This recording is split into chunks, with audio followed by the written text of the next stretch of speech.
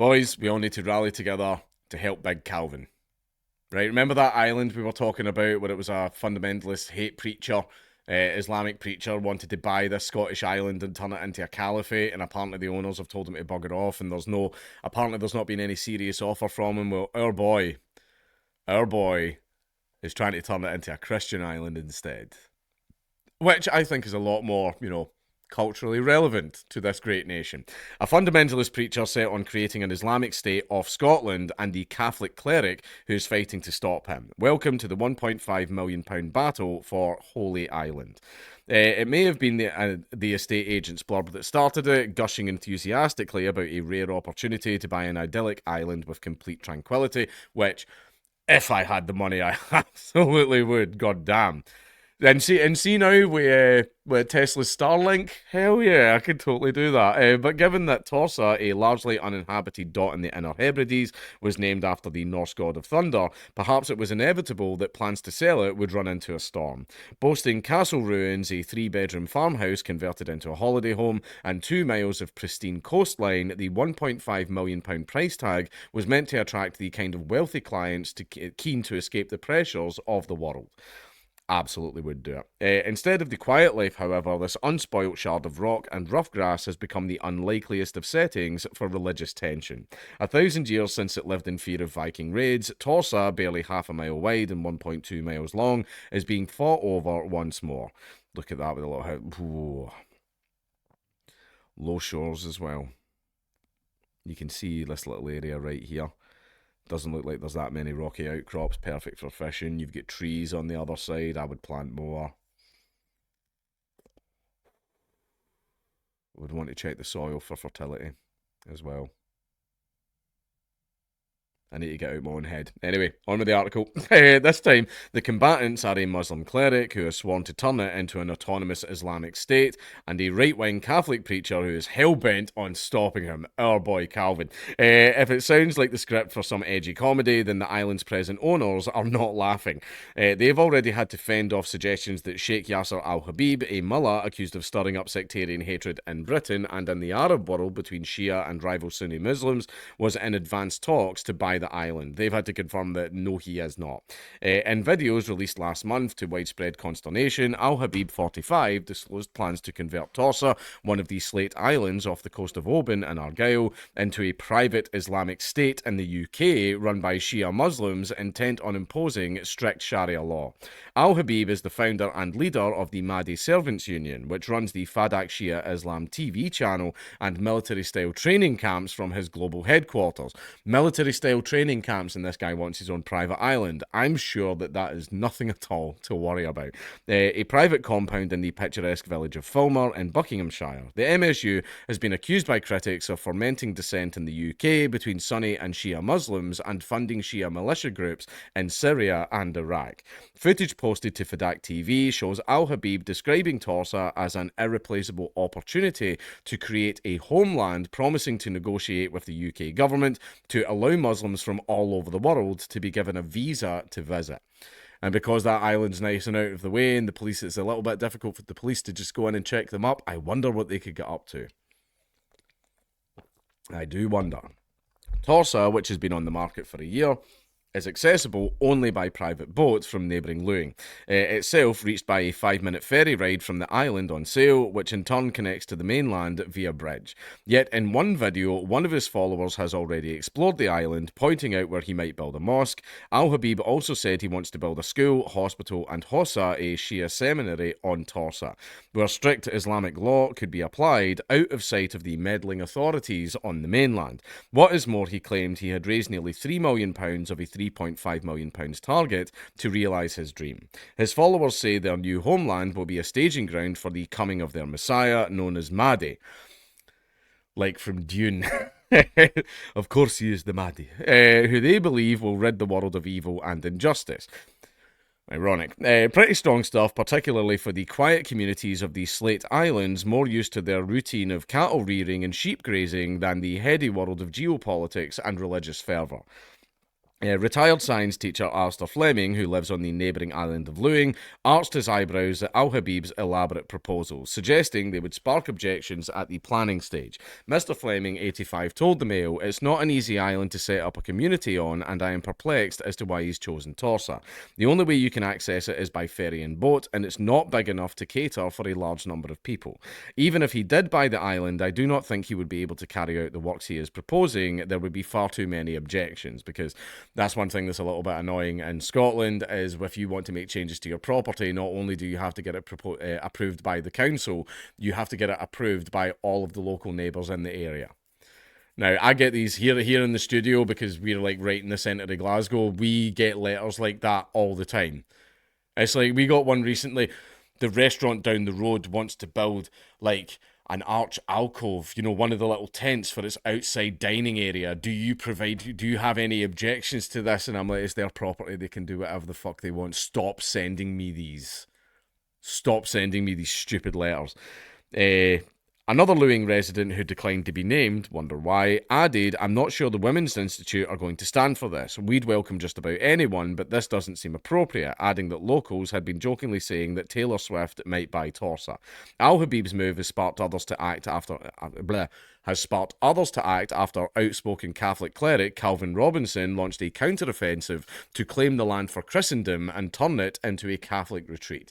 Now, I did recently meet up with Calvin when I was down in London there, and yes, I did pull him up for shaving his afro. That was a banging afro. And he looked, I don't know why, it just, see his little collar and that afro, it just added to his aesthetic, and he fucking shaved it off. And I did pull him up for it, and he did say, "It was too hot." I don't care, man. That was an aesthetic. That was drip. You shouldn't have shaved it off. He said, "Why are we letting these Mohammedans take over our land, over our country? Why not claim it for Christendom?" So I figured, let's launch a crowdfund. Let's buy it for Christendom. In a 10-minute video posted on X, Robinson said he hoped to build a chapel on the island and possibly establish a monastery where monks would grow local produce and create alcoholic drinks, such as mead, beer, and whiskey, for Britons as in times gone by. Now that is a lot more culturally relevant to this country, and it's the type of thing you would expect to find on a small Scottish island. That is what that, and yeah, I vibe with that much more. I support Calvin in his attempts. He added, "I have 350,000 followers on Twitter. If every single one of my followers donated £5, we'd raise that 1.5 million, and then some. We'd be able to buy this land for Christ, for Britain." Robinson added that Torsa would need a more Christian name than Thor's Island. That's very pagan. I mean, I would appreciate a traditional Scottish name, but whatever. That's fine. But this is what Christianity does. It takes over pagan lands and returns them to the true God, you fucking cheeky bastard. Unfortunately, the true God may have to wait a little longer to receive these lands, as a week after launching his GoFundMe page, the total stood at £95,194. Robinson stressed that while money is helpful, prayer is necessary, and has promised to return all monies raised should he fail to hit his improbable target. However, like, if you don't hit the target, Calvin, do what Jesus would do. Donate the entire thing to charity, because the people most likely donating to you are Christian, right? So if you says, "Oh, all the money, okay, we didn't hit our target, we're going to donate it all to charity instead," like everyone that donated would be fine with that. If I threw a bit of money in and you went, "Oh, it's going to go to sick children with cancer instead," I'd be like, "Oh, cool." Like I don't think anyone's going to complain about that. So I still think, if you're going to raise the money to buy a Christian island, I still think even if you don't raise the money, do the Christian thing with that money. And I don't think anyone would complain about that. At least the money went to a good cause anyway. Of course, even if he does get there, there are no guarantees that his bid will prove any more palatable with the present owners than Al Habib's, a man Robinson has described as not a good man by any measure. I mean, I can't speak for the owners, but I do think, Calvin hasn't been caught running fucking military camps and training grounds or anything like that, like the other guy has, right? And it's very clear that the Muslim guy wants to buy the island for rather nefarious purposes, whereas Calvin would actually build a chapel and stuff like that on it. He absolutely would do that. So I think the owners would vibe a lot more with Calvin. Having split from the mainstream, but Robinson too is no stranger to controversy. Having split from the mainstream Church of England, the Conservative commentator has hit headlines over hardline stances on issues like the ordination of women, gay marriage, and women's reproductive rights. Oh no, I can't believe the Christian guy follows the Bible. Can you believe it? I can't believe it, frankly. I can't believe that the Christian man follows the Bible. How unheard of. As these days. Last year, he was suspended and later sacked by GB News, which I am angry about, and I was a little bit vocal about it when I was there. Calvin didn't do anything. He didn't do anything. All he did was stand up for Lawrence Fox. That was it. And then Calvin got the boot from GB News. That was bullshit. That was bullshit that he got the boot. Where he presented a show called Calvin's Common Sense Crusade after he voiced support for former colleague Lawrence Fox, who was dropped from the network for making sexist remarks about the female journalist Ava Evans. He currently serves as a priest in the small, ultra-traditional Nordic Catholic Church based in Harlesden, northwest London, having previously been a deacon in the Free Church of England. Al-Habib's history of provocation stretches back further. From Kuwait, he sought asylum in the UK in 2004 after being jailed in his homeland for inciting sectarianism by making insulting remarks about the Sunni branch of Islam. He was released on Kuwait's National Day, reportedly because of a clerical error, and hot-footed it to the UK. 6 years later, his Kuwaiti citizenship was revoked when he said Aisha, the wife of the Prophet Muhammad, was an enemy of God. Aisha, the wife of the Prophet Muhammad. Interesting things about her. You should probably Google it. In 2011, he launched Fadak TV, where he posts rambling videos exclusively in Arabic. Critics have accused the cleric of fueling religious conflict, both in the UK and overseas. In 2018, MSU members scaled the Iranian embassy to protest against the arrest of a Shia cleric. In 2022, they protested the Azeri embassy in Holland Park, which led to 8 of them being arrested. Al-Habib has had previous run-ins with British authorities, with calls for Fadak to be shut down for its repeated attacks on the Sunni population. And, well, you can't do that. Free speech and all that. In 2012, Fadak was investigated by Ofcom for a broadcast in which he questioned the sexuality of one of Muhammad's Sunni successors. Oh, I'm sorry, that's a bit funny. Ofcom cleared them of violating the broadcasting code, but issued strong guidance that they should take great care when dealing with such matters. His headquarters in the Al Muhsin Mosque, a £2 million converted church hall, in Fulmar, where a sign at the entrance welcomes visitors in English and Arabic to the minor land of Fadak.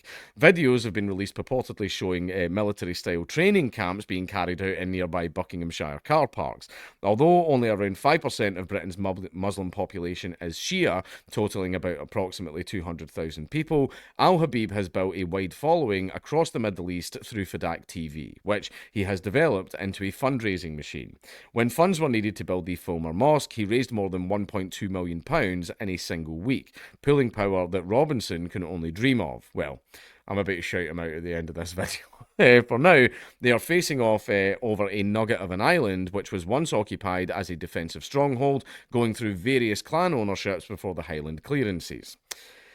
Yep, I do need to do a video on that. When it is thought its indigenous population was forced out. Farmed until the 1960s, today it is run as a holiday let where a week in September will set you back £1,800. It's actually not that bad. This is the first time it has been up for sale in 85 years. If Al-Habib's claim to be buying Torsa was taken more seriously than it might have been, perhaps that is because it is not unknown for Scottish islands to be bought as religious havens. Buddhist and Christian groups have a long-established presence there. On that basis, Paul Stott, head of security and extremism at think tank Policy Exchange, described the cleric's bid to buy a Scottish base as bizarre but not totally bizarre. He told The Telegraph, "I can't remember a Muslim group doing so before. If you look at Al-Habib, he is a contentious figure. This would involve a part of UK territory becoming land of a contentious religious grouping. I think that requires public debate before it can go ahead." And basically, considering the type of person that he is, I would give it about 10 years or something, probably not even that long, and the island absolutely would get Waco'd. absolutely would get waycoed by the British government. In the end, any likelihood of it succeeding appeared to be dashed when a source close to Torsa's owners, who are thought to want to remain anonymous due to fear of reprisals, understandable, told the press the plans were conjured up bullshit. I like the owners. They suggested Al Habib was touting the idea to his international audience in a bid to solicit donations, adding there has been no contact since last autumn. The island is absolutely not being sold to this cleric. This appears to be a fundraising effort rather than anything based in reality. Al Habib did not directly reply to requests for comment, but the MSU has publicly thanked the British media for the free advertising in light of recent coverage of the group, further evidence perhaps that they were just looking to make some noise. Alistair Redman, a councillor for the Kintyre and Islands ward, said it was unthinkable that Torsa would become the outpost for extremism. The fact that he wants to develop this idyllic setting into an extreme theocracy is simply unacceptable, he said. It certainly worried a lot of locals, as there is no place for that. See what happens when you let the locals decide who is allowed to be part of their community? Funny that. People here are very welcoming and inclusive. Shut up. And we should all be able to get on. Inclusive. The Hebrides. Now, in the cities, Scots are left wing as fuck because they're stupid and they were raised to hate anything right wing because of Margaret Thatcher, blah, blah, blah. I've explained it 100 times. However, out in the sticks, oh, no, no, no, no, no, no, no. No, they are not. My kind of people. Mr. Redmond said he was less bothered by plans for a Catholic retreat, but doubted Robinson would be able to raise enough money. I don't speak for the landowner, but they will not sell for £95,000, he said. I don't personally have an issue with building churches on rural Scottish islands, but I don't see it as likely on Torsa purely from the logistics of it. Back in the day, you absolutely could. However, there is now so much red tape around it. So much red tape. Oh, Jesus Christ, we're nearly at the end. I was going to say, this is going on for a while. You'd have to not only raise enough money to purchase the island, but to do all of the work on a far-flung island where you've got to bring all the men and materials over and house them. If this gentleman wants to build an Anglican church, there is probably more suitable sites in mainland Argyll that aren't on the same island where the cleric wants to purchase land. Except, of course, that's rather the point of the exercise as far as Robinson is concerned. Selling agent Savills played down the possibility of pretty little Torsa turning her face to Islam. It said, contrary to recent press articles regarding Torsa, this island is not in an advanced stage with any buyer. Rather, the island remains for sale and continues to attract widespread attention. Who ultimately buys will be a decision for the owners, who have always said they hope to find the right buyer who will continue to enjoy this haven as their family have done for generations. And so, Thor's Island continues to repel modern-day intruders. For now, the pagan gods still hold sway. However, most likely for not longer, because I'm going to put the link to... I'm going to put the donation link down below. And I will have a wee chat with Calvin as well. I will say, don't refund the money. Give it to charity. You know, what would Jesus do? Like, I'm not Christian, but I vibe a lot with Christians. I'm pagan, but not a Norse pagan. I'm old school. But, like, I will have a chat with Calvin and say donate the money to charity instead, you know, sick kids with cancer and stuff like that. That'd be a better use of the money if he doesn't hit the target. However, if he does, well, Christ will be king.